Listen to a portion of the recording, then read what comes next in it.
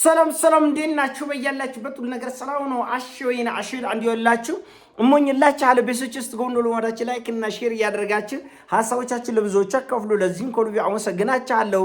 ዛሬ ወደ ሚዛናችን ይዘላችሁ መጣን። እንግዲህ ጋዜጠኛ ቴዎድሮስ ተክለአረጋይ ስለ ተወዳጁ አርቲስት ነጻነት ወርቅነህ ልጆች እጣ ፈንታ ያነሳውን ነው።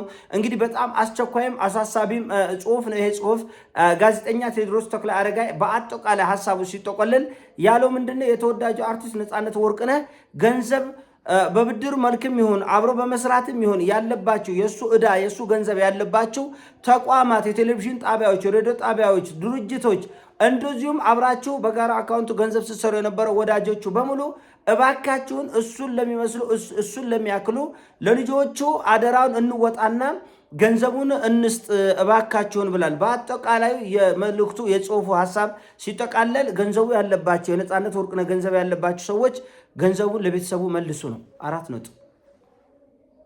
ነጥብ እና እሱ በህይወት የለም፣ ሊጠይቃችሁ ሊከራከራችሁ አይችልም።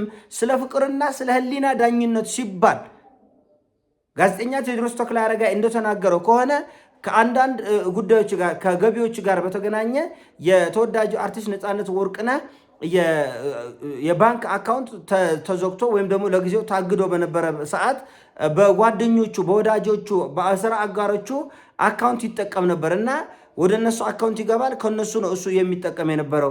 ስለዚህ እባካችሁን በሱ ስራ ወደ እናንተ አካውንት ገንዘባው የገባላችሁ ሰዎች ባለቤቱ በአጭር ጊዜ ውስጥ ወደ ውጭ እንደውም ነገ ነው የተባለው ነገ ወይም ከነጎዳ ወደ መጣችበት አሜሪካ ልጆቿን ወደ ትምህርት ገበታቸው ለመመለስ ሲባል መሞለስ አይቀርምና እባካችሁን ከመሄዷ በፊት ትንሽም ይሁን ትልቅ ገንዘብ ያላችሁ ሰዎች መልሱ። አሁን መመለስ የማትችሉ ሰዎች ደግሞ ይሄን የሚያክል ዕዳ ይሄን የሚያክል ገንዘብ አንድም በስራ በአካውንቱ የገባ አንድም ደግሞ የተበደራችሁት ካለ በዚህ ቀን እንመልሳለን ብላችሁ ቃል ገብታችሁ እሷ እንድትሸኟት የሚል ማሳሰቢያ ሰጥቷል። አስቸኳይ ማሳሰቢያ ነው። እናንተም ላይክ እና ሼር እያደረጋችሁ ለብዙ ሰዎች እንዲደርስ አድርጎ አጉል አዛኝ ቅቤ አንጓች መሆን አያስፈልግም። የአዞ እንባም አያስፈልግም። በትክክል ከወደድ ነው በትክክል ካከበር ነው ቤተሰቦችን ማክበር ቤተሰቦችን ማገዝና መደገፍ ይገባል። እዚህ አገር ላይ ብዙም ጀግና የማናገኝበት ትልቁ ችግር ምንድን ነው? ጀግና ከሞተ በኋላ ስሙም ታሪኩም ቤተሰቡም ህልውና በሙሉ ስለሚረሳ ማንም ጀግናን አያከብርም። ማንም ጀግናን ለማክበር ጀግኖቻችን በህይወት ባይኖሩ እንኳን እናቱን፣ አባቱን፣ ቤተሰቦቹን ወይም ያለውን ወንድሙም ወይም እህቶ ወይ ልጆችን መንከባከብ እና በፍቅር መያዝ ስንችል ለሌላ ትውልድ ጀግና ለማውጣት እድሉ ይኖረናልና ለነጻነት ወርቅነህ የምናሳየው ፍቅር ለቤተሰቡ በመስጠት ነው። እንደምታውቁት እንግዲህ ተወዳጅ አርቲስት ነጻነት ወርቅነህ ለገንዘብ ደንታ ቢስ ነው የሚባለው በብዙ ወዳጆቹ ዘንድ እና ይህ ምስኪን ሰው ምንም ግርግር ሳይፈጥር ኮሽታ ሳይፈጥር አለሁኝ ደህና ነው እያለ ነው እንደ ቀልድ ሹልክ ብለው የሄደ።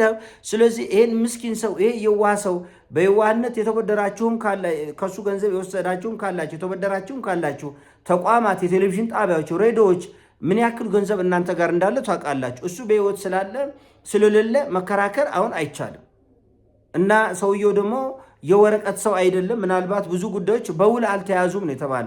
ከትልልቅ ተቋማት ጋር ያደረገው ስራ እንኳን በወረቀት በውል አለመስፈሩ ትልቅ ችግር ነው እና እባካችሁን ገንዘቡን መልሱ ነው።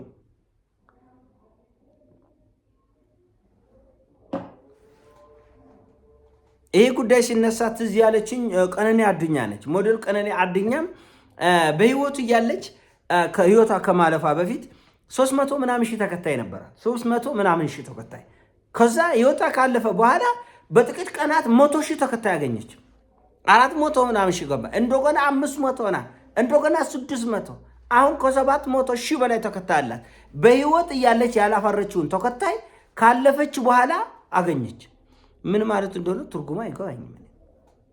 አንድ ሰው በህይወት እያለ ፎሎ ብናደርገው፣ ላይክ ብናደርገው፣ ሼር ብናደርገው፣ ስራው ሰዎች ጋር እንዲደርስ ብናደርገው በስራው እንዲያድግ ከሱ አልፎ ለቤተሰብ እንዲተርፍ ለአገር እንዲተርፍ ማድረግ እንችላለን። በህይወት እያለ ያልረዳነውን ሰው ካለፈው በኋላ እንከተላለን። ምን ልናደርገው እንከተላለን? አሁን እኔ በህይወት እያለው የደገፉኝ ሰዎች እዚህ ደረጃ እንድደርስ ብዙ ደግፎኛል። እግዚአብሔር ያክብርልኝ። ከሞትኩ በኋላ 1 ሚሊዮን ሰብስክራይበር ቢኖረኝ ምን ይጠቅመኛል? ከሞትኩ በኋላ መቃብር ውስጥ ልፖስትላችሁ ነው? ኮሜንት ላኑብላችሁ ነው። ኮመትኩ በኋላ ምን ያደርግልኛል? ሰው ፎሎ የሚያደርግ እና ፍቅራችን የምንገልጽበት ነገር መስመር ያለው ወግ ማድረግ ያለው ነው መሆን ያለበት እንጂ እንደዚህ ብሎ በደመ ነፍስ መሆን የለበትም። በህይወት ያሉ ሰዎች በህይወት እያለ ያልተከተሉ ሰዎች ከሞትኩ በኋላ እንግዲህ ቀነኒ አደኛ በህይወት እያለ 300,000 ተከታዮች ነበረ። አሁን 700 ምናምን ሺህ ደርሷል። የቲክቶክ ገጿ ብቻ ተመልከቱ። የቲክቶክ ገጿ ብቻ እንግዲህ በህይወት እያለች ካፈራቻቸው ተከታዮች ይልቅ ካለፈች በኋላ ወይም ከሞተች በኋላ የተከተለ ሰው ይበዛል። ምን ማለት እንደሆነ ትርጉምም አይገባኝም። እና ፍቅራችንን የምንገልጸው ሰው በህይወት እያለ ነው። ህይወቱ ካለፈ በኋላ ደግሞ ወዳጆችን፣ ቤተሰቦችን ማጽናናት፣ ማገዝ፣ መደገፍ፣ ፍቅርን መስጠት፣ ልጆቹ እንዲማሩ፣ እንዲያድጉ፣ እንዲለወጡ የአባታቸውን ስምና ክብር ከፍ እንዲያደርጉ ነው ማገዝ ያለብን። እና ተወዳጁ አርቲስት ነፃነት ወርቅነህ ህይወቱ ካለፈ በኋላ ተቋማት፣ ትልልቅ የቴሌቪዥን ጣቢያዎች ቀሪ ሂሳብ ሊኖሩባቸው ይችላል። እሱ ኖሮ ባይከራከራቸውም ይህን አምጡ ባይላቸውም በእርግጥ ልጁ በህይወት እያለም የሚከራከር የሚጮቃጨቅ የጥቅም የገንዘብ ሰው እንዳልሆነ ያስታውቃል። እና ብዙ ወዳጆችም የመሰከሩለት ይህንን ነው። ገራገር ነው፣ የዋህ ነው፣ ልታይ የሚል አይነት ፍጥረት አይደለም። እና እባካቸውን ልጆቹን ቤተሰቡን ይደግፋል። አሁን የተነሳበት ምክንያት ምንድን ነው? ልክ ድንኳኑ ባዶ እንደሆነ ሁሉ ከቤተሰቡም ከሱም ህይወት ብዙ ሰዎች በቀላል ይወጡና ባዶ ነው የሚሆኑ። እንደምታውቁት ቤተሰብ ውስጥ ሀዘን ሲኖር 2 ቀን 3 ቀን ሰው መጥቶ ያጽናናል። ከ4 ቀን በኋላ ሁሉ ይበተናል። የሚበተነው ከድንኳኑ ብቻ ሳይሆን ከልባችንም ጭምር ነው። ቤተሰብ ግን ሀዘኑም ችግሩንም አብሮ የሚካፈለው እና እባካችሁን ስለ ገንዘብ አይደለም አሁን የርብርብ ስለ ገንዘብ ሳይሆን ስለ ልጆቹ በጎ ጣፈንታ።